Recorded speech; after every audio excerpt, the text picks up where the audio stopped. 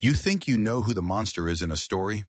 You see the man with the weapon, the shadowed figure in the canyon, the stranger with cold eyes. You point and say, there's the villain. But you'd be wrong. This story's about a woman named Amali who was taken into the New Mexico desert to be broken. The men who grabbed her were animals, no doubt about it. But they weren't the real monsters. The real monster was the one who paid them, the one who smiled and called her his daughter, and the man she thought was her savior, the silent warrior who appeared from the dust like a ghost. He wasn't there to save her. He was there to get his revenge, and she was standing right in the middle of it. The dust in Santa Fe was polite. It settled gently on polished windowsills and was whisked away by maids before it had the nerve to truly stick. Amelie Moron hated it. She was 28 years old, but her world was as clean and untouched as a porcelain doll on a shelf. Her father, Henri Moron, made sure of it. He was a man who had built an empire from land grants and government contracts, a man whose smile was as sharp and well-maintained as the blade of a bayonet. He loved his daughter, he told everyone. He loved her so much he'd built her a beautiful cage of silk and stone, and he'd forgotten to give her the key.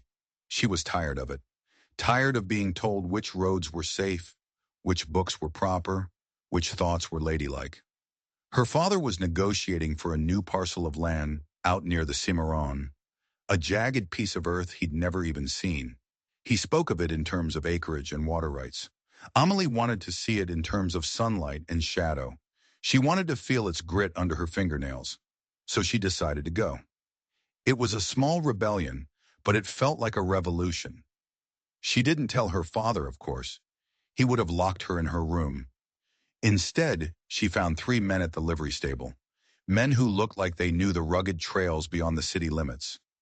Their leader was a man named Duffy, older with a gray-streaked beard and a grin that seemed friendly enough if you didn't look too close at his eyes. The other 2, Rick and Jace, were quiet. They just nodded, their gazes lingering on the fine leather of her satchel a little too long.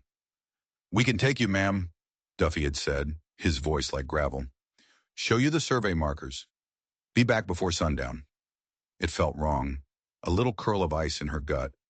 But the desire to finally do something for herself, to breathe air that her father hadn't approved first, was stronger. She ignored the warning. She climbed into the back of their buckboard wagon, clutching her hat against the dry wind, and watched the manicured gardens of Santa Fe shrink behind her. For the first hour, it was almost what she'd dreamed of. The sky was a vast, unforgiving blue. The land was brutal and beautiful, all red rock and twisted juniper. This was real. This was the world beyond the maps. Then Duffy turned the wagon off the main road. The new path was barely a trail, a scar of rock and sand that climbed deep into the cliffs. The wagon wheels screamed against the stones. The air grew still and hot. Even the insects fell silent. "Is this the survey trail?" Amali asked, her voice tight. Duffy didn't turn around. "Shortcut," he grunted. "Real nice views up here." Rick, sitting beside him, let out a low chuckle. It was a sound that didn't have any humor in it at all, and that's when the ice in her gut began to spread. She looked around. There were no markers, no signs of travel, just rocks and dust, and a silence that felt like it was waiting for something. The canyon walls rose up around them, sheer and red, sealing them in. A box canyon, easy to get into, impossible to get out of. Amelie stood up, her knuckles white where she gripped the railing. "I believe we've gone far enough. Please take me back now." Duffy pulled the reins. The horses stopped, their sides heaving. He climbed down from the wagon, moving with a slow, deliberate stretch, like a man getting ready for a hard day's work. He turned, and the crooked grin was gone. In its place was something cold and empty. "Oh, we're just getting started, little lady," he said. Rick and Jace hopped down, flanking him. They moved like wolves, separating their prey from the herd. Her heart hammered against her ribs, but her voice was even. Decades of being told to be a lady, to be poised, to never show fear, had hardened her spine into steel. "I will return now. My father will pay you for your time." Rick spat in the dust. "Your father already paid us," he sneered. "Paid us to make sure you never came back at all." The world tilted. The sun felt cold. Her father? No, it couldn't be. He was controlling, yes, overbearing. But this was monstrous. It was a lie. It had to be a lie. They were just robbers, making up stories to scare her. Duffy took a step closer, his eyes crawling over her. He said to make it look like you got lost, an accident. But he gave us a bonus for our discretion, said we could have our fun first. The lie died in her throat. The cold truth settled in its place. This wasn't a random robbery. This was an execution, arranged by her own blood. Duffy lunged for her. He moved with a speed that defied his age, his hand clamping around her wrist like a manacle. Amelie reacted without thinking. She slapped him, hard. The crack of her palm against his cheek echoed in the dead air. For a second, there was just shock on his face. Then it twisted into pure, ugly rage. The mask was gone. The thin veneer of civility was stripped away, and all that was left was the predator. He yanked her from the buckboard, and she landed hard on the rocky ground. The impact sent a bolt of fire up her leg. Rick and Jace closed in, their smirks wolfish. She fought. She fought like a cornered animal. She kicked, she clawed, she bit. Her elbow connected with Jace's jaw, and he staggered back with a curse. She raked her nails down Rick's face, leaving 4 bloody trails. But it was 3 against 1. Her dress tore at the collar. A hand grabbed her hair and slammed her head back against the wagon wheel. Stars exploded behind her eyes. Pain bloomed everywhere. Rick pinned her legs down, his foul breath hot on her face as his fingers fumbled with the buttons of her blouse. She felt a scream building, a raw, terrified thing. And that's when she saw him. Not another man, not a rescuer, just a shadow detaching itself from the cliffs. He was standing at the mouth of the canyon, perfectly still. He was tall, framed by the setting sun, a longbow slung across his back. He wasn't moving. He was just watching, waiting. Duffy saw him too. He froze, his hand still tangled in Amali's hair. "Who the hell are you?" he yelled. The stranger didn't answer. He just took 1 step forward, then another. He moved with a liquid grace, a silence that was more terrifying than any war cry. He didn't belong in this scene of brutal, clumsy violence. He was something older, something tied to the land itself. Rick scrambled off of Amali, pulling a pistol from his belt. "Stay back. This ain't your business." The stranger kept walking. He was still 50 yards away, but his presence filled the entire canyon. His eyes, even from that distance, were fixed on Duffy. Not on Rick with the gun, not on Amali on the ground, on Duffy, like he knew him. Duffy's face went pale. A flicker of recognition, of pure, gut-wrenching fear, crossed his features. "Vidal," he whispered, the name a choked gasp. The stranger, Vidal, stopped. He gave a slow, deliberate nod. His face was a mask of stone, but his eyes burned with a fire that had been simmering for years. This wasn't a rescue. This was an appointment, and Amali had just stumbled into the middle of a reckoning. The gunshot was deafening in the enclosed space of the canyon. Rick fired, a plume of white smoke erupting from his pistol, but he was panicked, his aim wild. The bullet whined off the rock face, feet away from Vidal. Before Rick could fire again, something moved in Vidal's hand. It was a blur, a flicker of motion too fast to track. There was a soft thump, and Rick grunted, his eyes going wide. He looked down. A small, dark-handled knife was sticking out of his gun hand, pinning it to the wooden side of the wagon. He screamed, dropping the pistol as blood began to pour. It happened so fast it was like a magic trick. A terrifying, deadly magic trick. Jace, seeing his partner taken down, charged forward with a roar, pulling a heavy skinning knife. He was big, clumsy, all brute force. Vidal didn't move back. He moved in. He sidestepped the wild slash, flowing around Jace like water around a rock. His hand shot out, not in a punch but with an open palm, striking Jace just below the ribs. It didn't look like much, but Jace folded like a piece of paper, the air rushing out of his lungs in a wet gasp as he collapsed to the ground, twitching. 2 men down in less than 5 seconds. And then there was only Duffy. Amali scrambled backward, pushing herself up against the wagon wheel, trying to make sense of what was happening. This wasn't a fight. It was a dismantling. Vidal wasn't just skilled. He was brutally, efficiently precise. Duffy stood frozen, his face a mask of disbelief and terror. He looked from his downed men to Vidal, and all the bluster, all the cruelty drained out of him. He was just a scared old man. "I didn't know," Duffy stammered, holding up his hands. "I swear to God, Vidal, I didn't know it was your land." Vidal took another slow step forward. His voice, when he finally spoke, was low and calm, but it carried a weight that made the air feel heavy. "You knew the name of the man who hired you, Henri Morin." Duffy nodded frantically. Yeah, Morin. Rich man from Santa Fe. Paid us good money." "And you knew what he asked you to do," Vidal continued, his voice never rising, but each word was a hammer blow. Duffy's eyes darted towards Amali, then back to Vidal. He was putting the pieces together, and he didn't like the picture they were making. "The girl, she's Moran's daughter. He wanted us to get rid of her."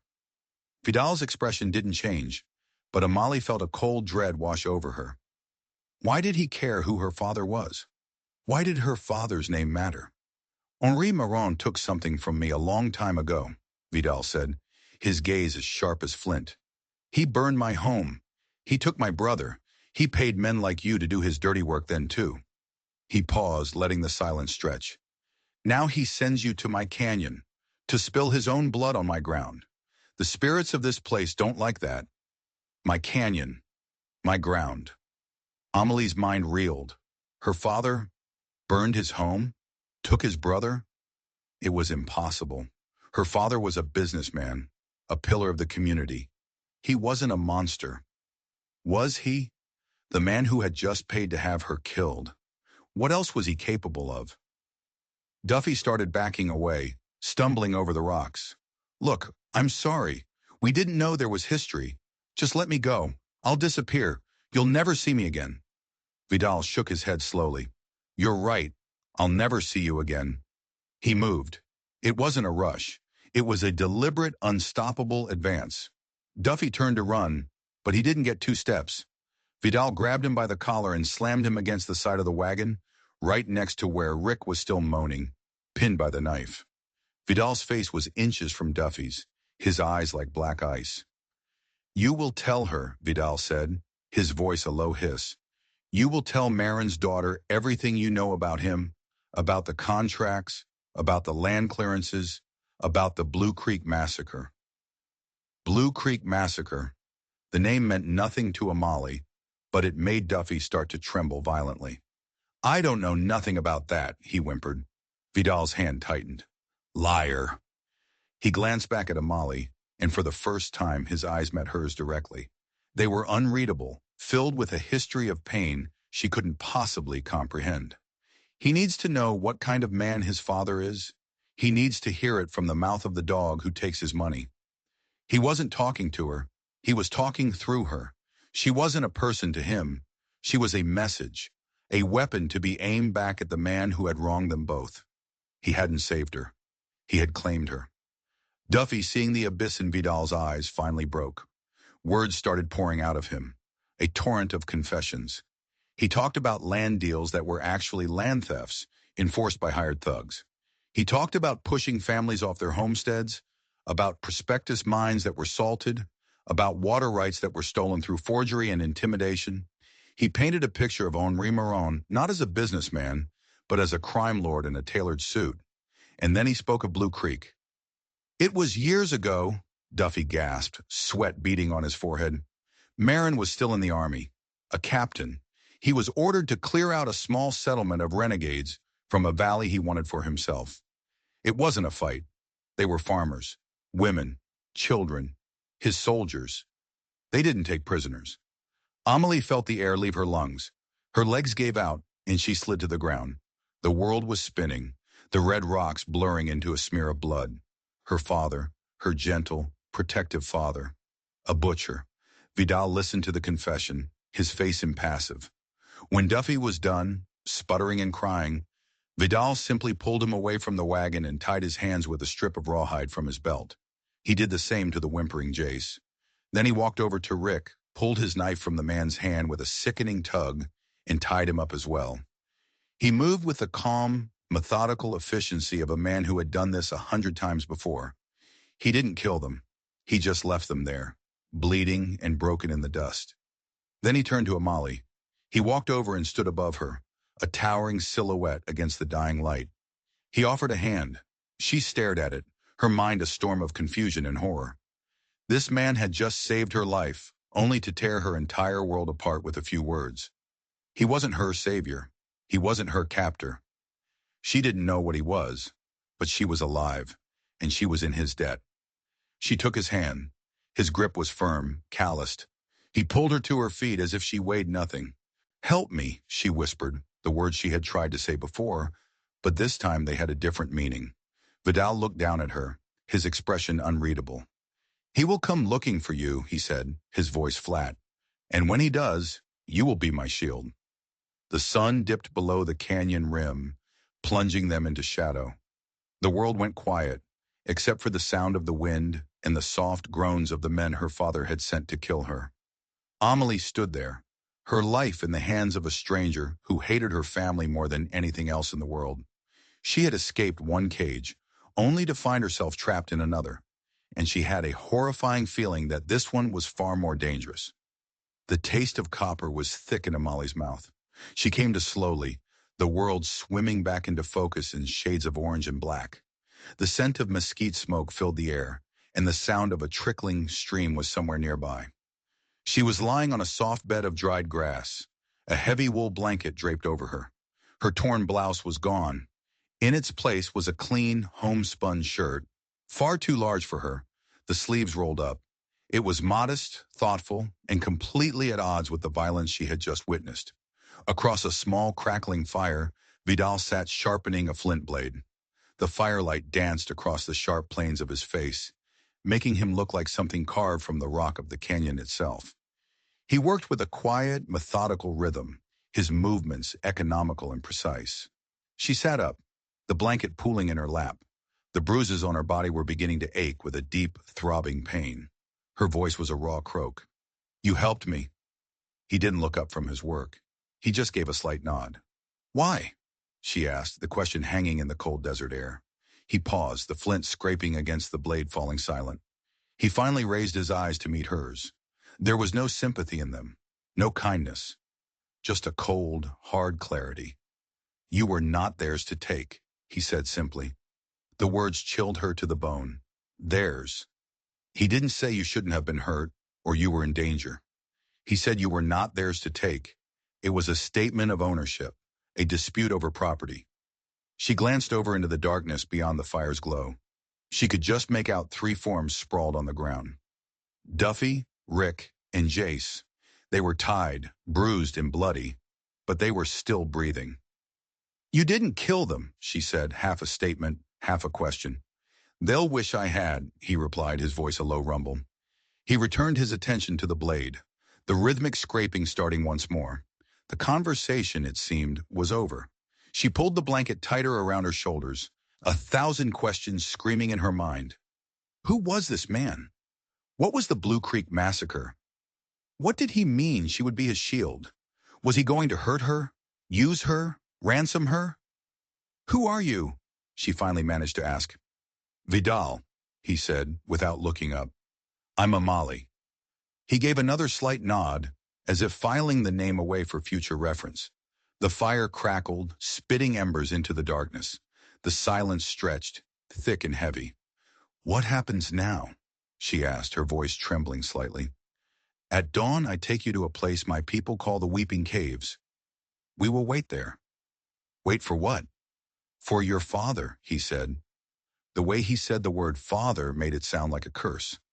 "He will pay men to hunt for your body. He will send them into my land. But he won't find a body.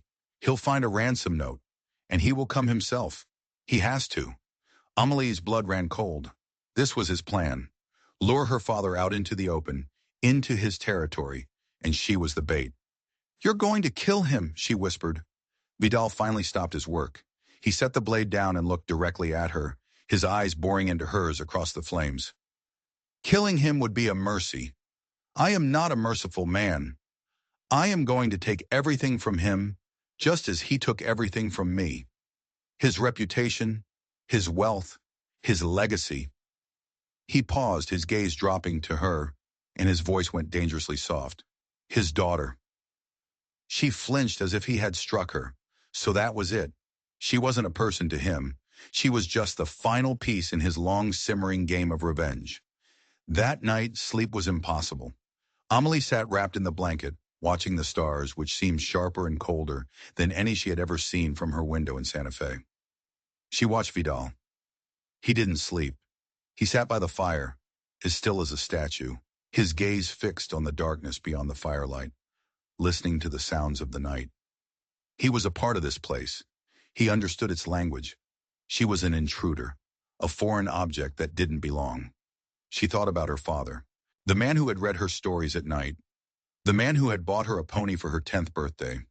How could that man coexist with the monster Duffy had described? The butcher of Blue Creek, the man who would hire thugs to murder his own child to protect his secrets? Her entire life, her entire identity, had been built on a foundation of lies. And now the lies had been stripped away, and she was left shivering in the ruins. Just before dawn, as the sky began to lighten from black to a deep indigo, she spoke into the silence. "Tell me about your brother." Vidal didn't move for a long moment. She thought he wasn't going to answer. Then he spoke, his voice low, directed at the dying embers of the fire. "His name was Taza.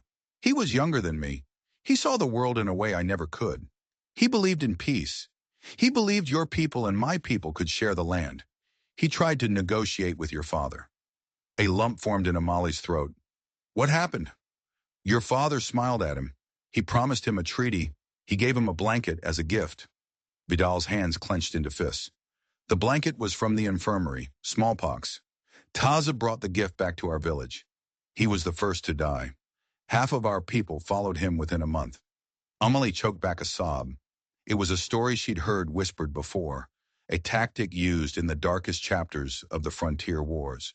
But she never imagined her own father. "The rest," Vidal continued, his voice tight with a grief that was still raw after all these years, "were cleared out at Blue Creek for resisting relocation. Your father got his valley, and a promotion for his valor." There was nothing she could say. "I'm sorry" was a hollow, pathetic phrase. It meant nothing. Her entire existence was funded by the blood of this man's family. When the sun finally rose, casting long shadows across the canyon floor, Vidal stood up. He kicked dirt over the fire, extinguishing the last of the embers. He looked at her, his face grim. "It's time to go," he said. He untied Duffy, Rick, and Jace. He gave them no food, no water, but he pointed them back in the direction they had come. "Walk," he commanded. "Go tell Henri Morin what you saw. Tell him I have his daughter. Tell him to come alone to the place where the rocks weep. If I see a single soldier, a single hired gun, she dies." Duffy stumbled to his feet, his eyes wide with terror. He nodded dumbly and began to stagger away, his two cronies following close behind. Vidal watched them go. Then he turned to Amelie. He picked up his longbow and a pack she hadn't noticed before. "Follow me," he said.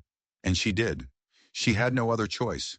She followed the man who hated her into the heart of a land that had every reason to want her dead, to wait for a father she no longer knew. Every step she took was a step further away from the life she had known, and a step deeper into a story of revenge that was not her own.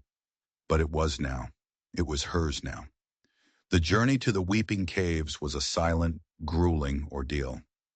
Vidal moved through the rugged terrain with an effortless, predatory grace, his feet finding purchase on the loose shale as if he were born to it.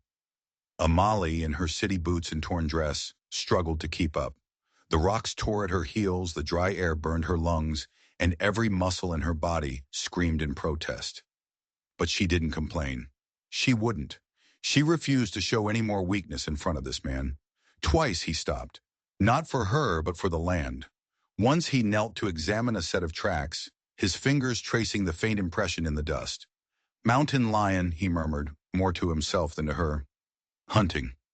The second time, he paused and held up a hand, stopping her just before she stepped on a coiled rattlesnake sunning itself on a warm rock. He didn't kill it. He simply stamped his foot, and the snake uncoiled with an angry buzz and slithered away into the brush. He moved through this world not as a conqueror, but as a part of its brutal, beautiful balance. They arrived at the caves as the afternoon sun beat down with a merciless intensity. It wasn't a large cavern, but a series of hollows carved into a cliff face, where dark, mineral-rich water seeped through the rock, leaving long, weeping stains that shimmered in the light. It was a place of deep shadow and cool air. Inside the main cave, it was clear this was a place Vidal knew well. A fire pit was already built, and a few meager supplies were stashed in a rocky crevice. Some dried jerky, a water skin, and a small pouch. He dropped his pack and immediately began to build a fire, his movements efficient and practiced. Amali sank to the ground, her body trembling with exhaustion. She watched him, this man who was her captor, her protector, and her family's bitterest enemy, all rolled into one. "My father," she said, her voice hoarse. "Will he really come?" Vidal didn't look up from his task of coaxing a flame from a spark. "He will come. Not for you, but for his name. A man like Henri Marron cannot have it known that a savage outsmarted him and stole his property. His pride will bring him. It's the only thing he has ever truly loved." The casual cruelty of his words stung, but she knew deep down that he was right. Her father's world was built on reputation, on the illusion of control. This situation was an intolerable crack in that facade. "And when he gets here?" she asked, dreading the answer. "You will be waiting for him at the entrance," Vidal said, the small flame finally catching on the tinder. "You will tell him to come in alone, unarmed. You will be my guarantee." So that was her role, the living shield, the lure. She closed her eyes, a wave of despair washing over her. She was a pawn in a game she didn't understand, a game that had started years before she was even born. For 2 days they waited. The silence in the cave was thick, broken only by the crackle of the fire and the steady drip, strip, drip of the weeping rocks. Vidal rarely spoke. He would disappear for hours at a time, returning with a rabbit for their meal or fresh water for the water skin. He was entirely self-sufficient, a ghost in his own land. During his absences, Amali was left alone with her thoughts. She thought about the Blue Creek massacre. She thought about a boy named Tasa and a poisoned blanket. She replayed every memory of her father, searching for a hint of the monster beneath the polished surface. She saw it now, in the coldness of his eyes when a business deal went south, in the sharp, cutting way he dismissed anyone he deemed beneath him, in the steel grip of his control over her own life. The signs had always been there. She had just been taught not to see them. On the second evening, a storm rolled in. Thunder echoed off the canyon walls, and lightning split the sky, illuminating the desert in brief, stark flashes. Vidal stood at the mouth of the cave, watching the storm as if it were an old friend. "The spirits are angry tonight," he said quietly. Amelie came to stand beside him, wrapping the wool blanket around her. The wind whipped her hair across her face. "Are they angry with me?"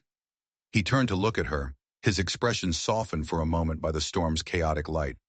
"They are not angry with you. They weep for you. You are your father's daughter, but you are not your father. You carry his name, but you do not have to carry his sins." It was the first time he had spoken to her as a person, not as a tool for his revenge. It was a tiny crack in the wall of ice between them. "I don't know who I am anymore," she confessed, her voice barely a whisper against the wind. "You are the woman who survived," he said. "You survived your father's cage. You survived the men he sent. You have survived me. That is who you are." Before she could respond, he stiffened, his head cocked, listening to something beyond the storm. "Someone is coming," he said, his voice dropping back into that low, dangerous tone. "One rider, moving fast." Her heart leaped into her throat. "My father!" "Go to the entrance," Vidal commanded, stepping back into the shadows of the cave, melting into the darkness until he was invisible. "Do as I told you, and do not try to warn him. If you do, I will kill him before he can take a single step inside." Amelie's hands trembled. She took a deep breath, the cold, rain-scented air filling her lungs, and walked to the mouth of the cave. She stood there, a lone figure silhouetted against the raging storm, waiting for the arrival of the man who was both her father and a stranger. A lone rider emerged from the gloom, his horse struggling through the muddy wash. It was Henri Marron. He was alone, his fine coat soaked, his face a grim mask of fury and anxiety. He reined in his horse 50 feet from the cave, his eyes scanning the darkness. "Amali!" he shouted over the wind. "Are you there? Are you all right?" She took a shaky step forward into the rain. "I'm here, father." Relief washed over his face, quickly replaced by his usual commanding tone. "Come out. Let's go home. This foolishness has gone on long enough." "I can't," she called back, her voice stronger than she expected. "He wants to see you. You have to come in, alone, and unarmed." Henri's eyes narrowed. He looked past her, into the black maw of the cave. "I am not negotiating with some red-skinned kidnapper. Send him out here to face me like a man." From the darkness behind her, Vidal's voice echoed, low and resonant. "A man like you, Maran? A man who sends dogs to murder his own daughter? A man who hides behind a boy's uniform to slaughter women and children? You are not a man. You are a disease." Henri flinched as if struck. The color drained from his face. He knew that voice. The past had finally caught up with him. "I don't know what you're talking about," he blustered, but his voice lacked conviction. "Blue Creek," Vidal's voice answered from the shadows. "You remember Blue Creek, don't you, Captain Marin? You remember my brother, Taza?" Henri's composure finally shattered. He slumped in his saddle, the rain plastering his hair to his skull. He looked old, defeated. "Let the girl go," he said, his voice a hoarse plea. "This is between you and me. She has nothing to do with it." "She has everything to do with it," Vidal retorted. "She is your legacy. She is the final piece of the life you built on the bones of my people. And now, I'm going to take her from you." A fork of lightning illuminated the scene, freezing it for a moment in time. The defeated father on his horse, the daughter standing between two worlds, and the ghost in the darkness, ready to claim his final vengeance. Henri slowly, deliberately dismounted. He unbuckled his gun belt and let it fall into the mud. He held his empty hands out to his sides. "All right," he said, his voice heavy with resignation. "I'm coming in." He began to walk towards the cave, his expensive boots sinking into the wet earth. He was walking towards his judgment, and Amali stood there, her heart breaking, knowing that no matter who walked out of that cave alive, her world was about to be burned to the ground. For good. Henri Marron stepped into the mouth of the cave, rain dripping from the brim of his hat. The fire inside cast flickering, monstrous shadows on the walls. He stopped, letting his eyes adjust to the gloom. He saw Amali, her face pale and streaked with dirt, standing to one side. And then he saw Vidal stepping out from the deepest shadows. The two men faced each other. Years of hatred, grief, and anger hung in the air between them, so thick it was almost suffocating. This wasn't just a confrontation between two enemies. It was a collision of worlds. The world of order, contracts, and manifest destiny against the world of ancient claims, broken treaties, and blood memory. "So," Henri said, his voice surprisingly calm, "the ghost of Blue Creek. I should have known you'd come back to haunt me one day." "I am no ghost," Vidal said, his voice low and steady. "I am the bill for the life you stole." Henri's gaze flickered to Amali. "Whatever price you think I owe, take it from me. Let her go. She is innocent in all of this." "Innocent?" Vidal let out a short, harsh laugh that held no humor. "She has lived her entire life in a house paid for with the blood of my family. She has worn dresses bought with the profits from stolen land. There is no innocence for a Moran. There is only debt." He took a step closer, his eyes burning with a cold fire. "I am not going to kill you, Henri. That would be too easy. I am going to leave you with nothing, just like you left me." He turned his gaze on Amali. "She is my price. She will stay with me. You will return to Santa Fe and tell everyone that your daughter chose to leave, that she chose the wild, savage life over your world of lies. You will watch your name turn to ash in the mouths of your peers. Your legacy will be one of failure and shame. You will live out your days alone in your empty house, knowing that your only child is out here with me, living under my name and my protection.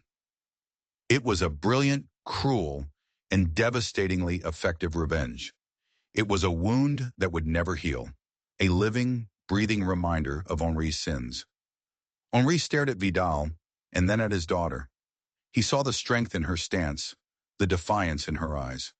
This was not the timid girl he had kept locked away in his garden. The desert had burned away her fear, leaving something hard and unbreakable in its place. He saw with a dawning horror that Vidal's plan might actually work. She might actually choose this. "Amali," he pleaded, his voice cracking for the first time. "Don't listen to him. This is madness. This man is a killer, a savage. I can protect you. We can go home." Amali looked at her father, at the man she had loved and feared her entire life. And then she looked at Vidal, the man who had saved her, captured her, and shown her the terrifying truth of her world. Both men wanted to own her, to use her for their own ends. One offered a gilded cage, the other a life of harsh freedom. But there was a third choice, her own. "No," she said, her voice ringing with a clarity that startled them both. "I am not a price to be paid. I am not a weapon to be used, and I am not a prize to be won." She walked forward, placing herself directly between the two men. She looked her father in the eye. "You tried to have me killed. You sent men to dispose of me like an inconvenient piece of furniture. You don't get to call me daughter anymore. You don't get to speak of home." The words struck Henri harder than any physical blow. He staggered back, his face ashen. Then she turned to Vidal. "And you saved my life, and then you told me I was your shield. You see me as a tool for your revenge. You are no better than he is. You both see me as property." Vidal's stoic expression faltered. A flicker of something, surprise, confusion, crossed his face. This was not how his meticulously planned revenge was supposed to go. "I am done being a pawn in your games," Amali declared, her voice rising with a power she never knew she possessed. "This feud ends tonight, here, with me." She took a deep breath. "You want your revenge, Vidal? Then take it, but you will not have me. And you, father? You want your legacy? Then you will have to build it on something other than my obedience." She walked past both of them, towards the mouth of the cave. "I am leaving," she said, not looking back. "I don't know where I'm going, but I will not be owned by either of you." She stepped out of the cave, into the storm. The rain was letting up, the thunder fading into the distance. A sliver of moon broke through the clouds, casting a pale silver light on the wet landscape. She started walking, her bare feet sinking into the soft mud. She didn't know where she was going, but for the first time in her life, she felt truly free. Behind her, in the cave, there was only a stunned silence. The two men, enemies bound by a shared history of violence, stood there, their grand plans for revenge and control shattered by the one person they had both underestimated. The fire sputtered, casting long shadows that danced on the walls like mocking spirits. Amelie kept walking. She didn't look back. The wind whipped at her borrowed shirt, and the cold mud squelched between her toes. But she didn't care. Each step was a declaration of independence. She was no longer Amalie Moran, the sheltered daughter. She was no longer the pawn in a revenge plot. She was just Amalie, and that, she realized, was more than enough. She heard footsteps behind her, splashing through the puddles. She didn't stop, didn't turn. She braced herself for a hand on her shoulder, for one of them to try and drag her back. But the footsteps stopped a few feet behind her. It was Vidal's voice that spoke, quiet and rough. "Where will you go?" "I don't know," she answered honestly, still facing away from him. "Away from you. Away from him. Away from everything I've ever known. You won't survive a day out here alone." It wasn't a threat, just a statement of fact. "Then I'll die," she said, and she meant it, "but I'll die free." There was a long silence broken only by the dripping of water from the rocks. She could feel his eyes on her back. She expected him to argue, to command, to grab her. "The land to the south is gentler," he said, his voice different, softer. "There's a river, the Kila. The water runs year-round. You can follow it west. Eventually you'll find a settlement." She slowly turned to face him. He was standing in the moonlight, his arms hanging loose at his sides. The fire for revenge seemed to have gone out of his eyes, replaced by something she couldn't quite read. Respect, maybe. From the cave, her father emerged. He looked like a broken man. He didn't look at Vidal. He only looked at her. Amali, he said, his voice a raw whisper. He's right. You can't. I can't let you. He trailed off, fumbling inside his soaked coat. He pulled out a heavy leather pouch. Take this. Gold. It will be enough to get you started. A new life. Anywhere you want. He held it out to her. It was the only way he knew how to solve a problem. With money. She looked at the pouch, and then at his face. And for the first time, she didn't feel fear or anger. She just felt a profound, aching pity. I don't want your money, Father, she said gently. It's as stained as your hands. She turned and started walking again, away from both of them, toward the south. The moon lit her path. This time no one followed. She walked all night. When dawn broke, painting the sky in soft shades of rose and gold, she found herself on a ridge overlooking a vast, sprawling landscape. It was wild, untamed, and terrifying. But it was also full of promise. It was a blank page. She didn't know how, but she would survive. She would learn the land's language. She would find her own way. She had faced down kidnappers, a murderer, and a vengeful warrior. After that, hunger and thirst seemed like manageable problems.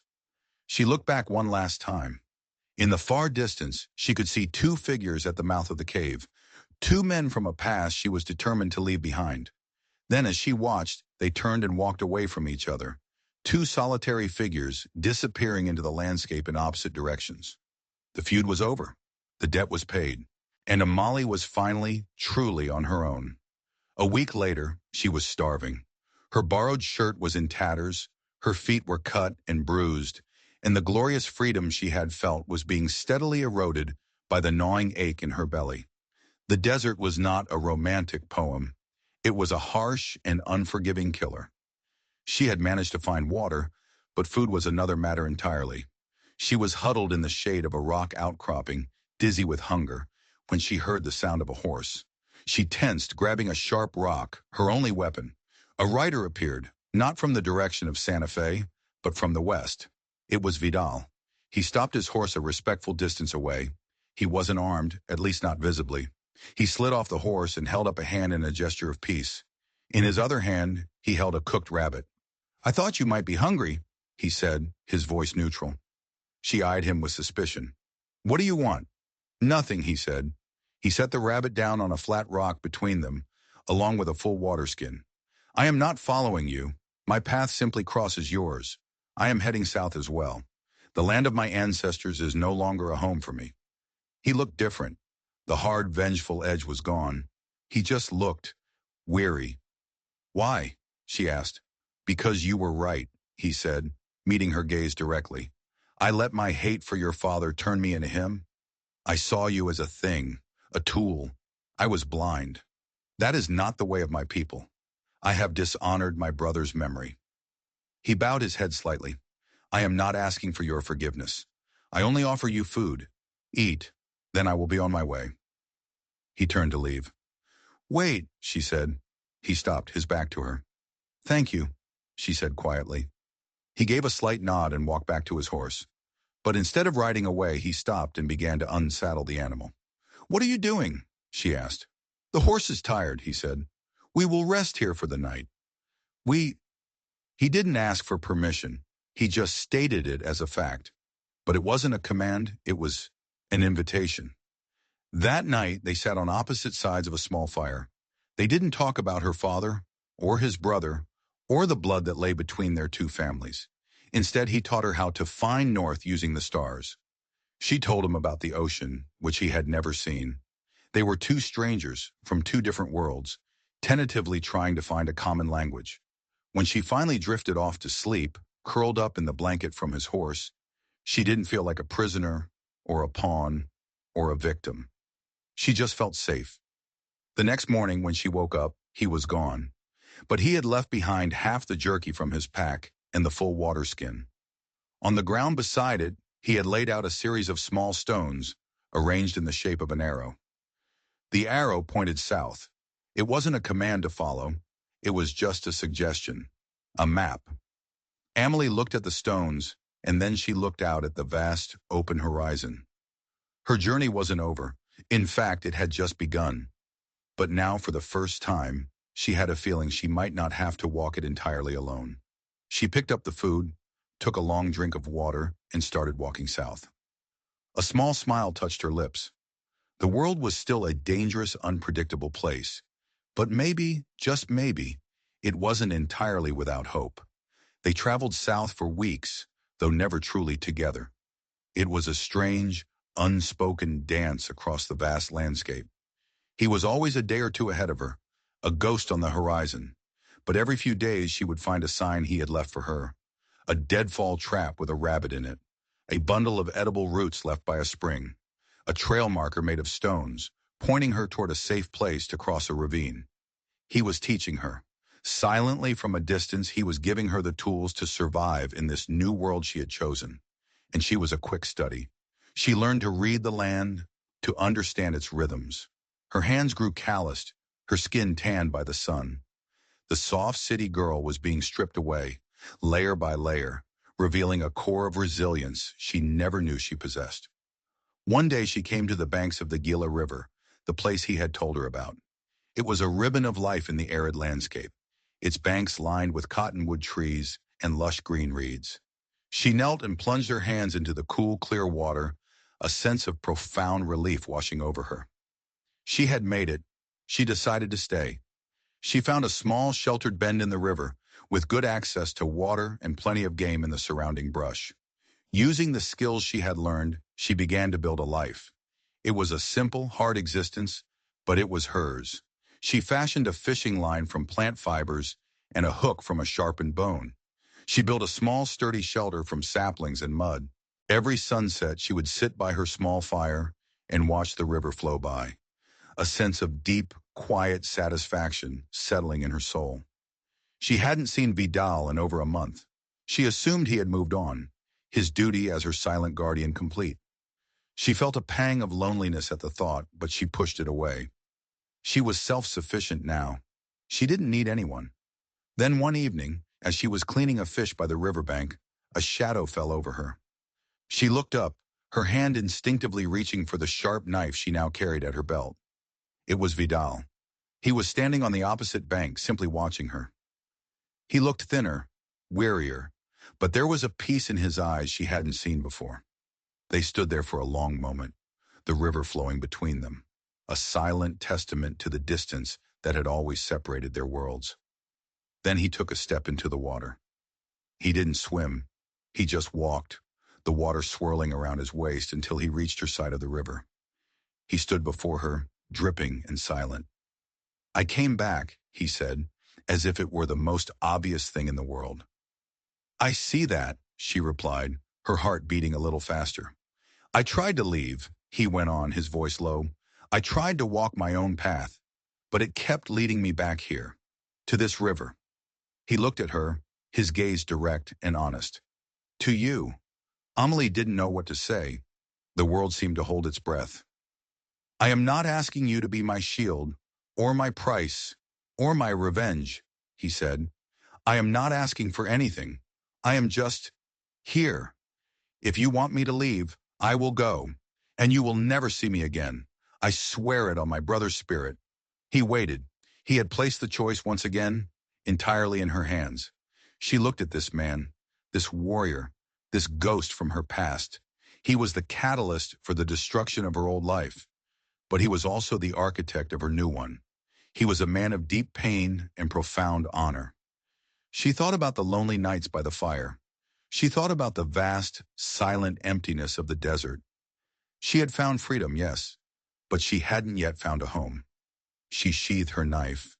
She looked at the small shelter she had built, and then she looked at him. "The roof on my shelter leaks when it rains," she said quietly.